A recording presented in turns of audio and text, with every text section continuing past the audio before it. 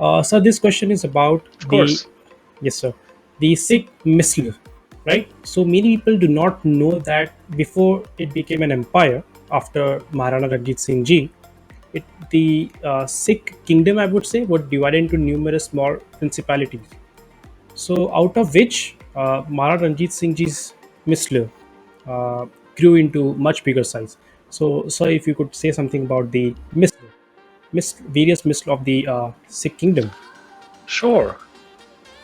Sure. So to call them a kingdom would be definitely an overstatement, and I'll explain. I'll briefly talk about the history of the northwestern part of the Indian subcontinent, from, I would say, after the passing of Guru Gobind Singh in the early 1700s. So let's go to 1739. So on the Mughal throne in Delhi sat Muhammad Shah, who was also known as Muhammad Shah Rangeela. Hmm. He was a very colorful character. He was a great patron of music in particular, and his court was graced by the famous Niamat Khan and his nephew Adarang and Sadrang, who are credited with creating the khayal, which is the dominant form of Indian classical music to this day. So Muhammad Shah Rangeela was a great patron of the arts. His military skills, however, didn't really match up to his excellence in the arts, to put it mildly.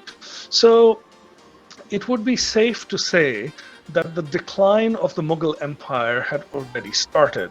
Now, it's important to note that Lahore, the capital of the Punjab, was, essentially one of the Mughal provinces. As were several parts of what became Afghanistan later, Peshawar, for instance, Kabul, these were all parts of the Mughal Empire. Uh, Lahore was governed by a Mughal governor who usually had a fair amount of autonomy. And, in the period after the passing of Guru Gobind Singh, 1708 onwards, one of his disciples, Banda Bahadur, had come back from the south where Guru Gobind Singh was during his last years. He had built a large army out of nothing, and he had defeated the Faujdar of Sarand, the Wazir Khan, who had very brutally murdered younger sons of the Guru. So that was a very interesting point in history. And then Bahadur Shah, who had succeeded Aurangzeb, and subsequent to Bahadur Shah, the Emperor Farooq Siyar, had sort of made Banda Singh Bahadur their singular focus. And Banda Singh Bahadur was defeated and killed after murderous torture by Emperor Farooq Siyar. Now, it's important to note that the Mughal Empire had already started to decline from its peak at that time. In 1739, Nadir Shah, who had become the ruler of Persia, decided to attack India. So the history is very complicated and we won't go into a lot of detail. But the short version is that Nadir Shah attacked India, completely defeated Muhammad Shah Rangeela, and left Delhi bearing immeasurable wealth. One of his brightest lieutenants at that time was a young Afghan whose name was Ahmad Shah.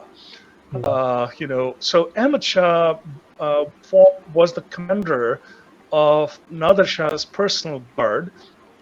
And a few years later, after Nader Shah was brutally assassinated, Ahmad Shah Abdali managed to decamp with a lot of treasure that Nader Shah had taken from India, including the fabulous Kohinoor diamond. And he ended up establishing what became the modern state of Afghanistan. So, like Nader Shah before him, Ahmad Shah Abdali, who also took the title Durrani, he was also known as Ahmad Shah Durrani, was a brilliant general. And without getting lost in the weeds of history, over his lifetime, Ahmad Shah Abdali invaded Hindustan 9 times, defeated the Mughal Empire multiple times, though he did lose the first battle that was fought at Manupur close to Sarand, but subsequently he essentially managed to take Punjab away from the Mughals. So at that time, Ahmad Shah Abdali became the overlord of the Punjab as opposed to the Mughal emperor. Now, Ahmad Shah Abdali, despite his repeated invasions of India, was never really interested in governing. He would mostly plunder, and to the aid of his allies, that he had formed several alliances over time. So even though Ahmad Shah Abdali was the nominal overlord of Punjab and Lahore, there was constant jockeying between the Mughals and the Afghans in terms of the control of Punjab. Now, Ahmad Shah's son, Taimur Shah, who became the Afghan emperor after him, had been wedded to the daughter of the Mughal emperor, and Punjab had been given to him as his dowry at the time. So the Afghans claimed control over Lahore. In reality, what happened was that because the invasion of Nadir Shah and then the multiple invasions of Ahmad Shah completely broke the back of the Mughal Empire, Punjab, as a result, was thrown into anarchy because we had a couple of strong Mughal governors in Punjab who also then switched alliance to Ahmad Shah Abdali. Zakaria Khan was the first one. Man-ul Mulk, who's known as Mia Mir, was the second one. They switched allegiances between, sometimes to the Afghan, sometimes to the Mughal. But passing of Mir Manu in particular, the Sikhs got an opportunity to essentially grow in power.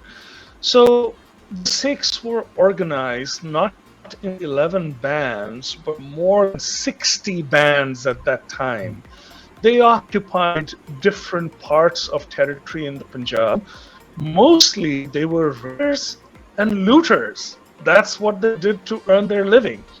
Now, there was a leader among the Sikhs whose name was Kapur Singh, who was actually given a Jagir and made a Nawab by Zakaria Khan, because at some point Zakaria Khan decided that fighting the Sikhs was a very bad idea, and it would probably be a better idea to befriend them. So the Sikhs elected Kapur Singh as their Nawab, and one of the most brilliant contributions of Nawab Kapur Singh was that he organized the Sikh fighting bands into two groups. The Buddha Dal, which were the veterans, and the Taruna Dal, who were the younger fighters. So this continued for some time, and then the successor of Nawab Kapur Singh, whose name was Ahluvalia, who was also a visionary leader, then kind of reorganized these bands, and these 11 misls were created. Misl, the origin of the word misl is from Persian, and it means equal. There was a 12th misl as well, by the way. It was called Fulkiya misl, and those are the Sisat states, which were later on the states of Patna, Jind, and Nabha. But they had a very interesting history of allying themselves with the Afghans. The first mandate to rule was given to Baba Ala Singh by none other than Ahmad Shah Abdali. So at one point, the Fulkiyas were essentially cast out. So there were 12 misls left, but 11 misls left. So these misls started occupying different parts of territory in the Punjab. For instance, the Bhangi misl, which was one of the most powerful, started occupying the northwestern territories, as did the Shukar Chakia misl, the misl of Ranjit Singh. So they occupied the territory around Gujranwala, so northwest of Lahore. and then the other missiles occupied, different territories, in the Jalandhar Nawab, around Amritsar, and so on and so forth. So these 11 missiles, with the 12th missile, the Fulkians, across the Satluj River, became the de facto rulers of Punjab. Nobody gave them authority. It was not a kingdom. Now, interestingly, these missiles often fought against each other for territory, for wealth. But every time an external appeared, such as Ahmad Shah Durrani, or later on his grandson Shah Zaman, tried to recover Punjab for the Afghans, these missiles would all come together and they would fight as one unit.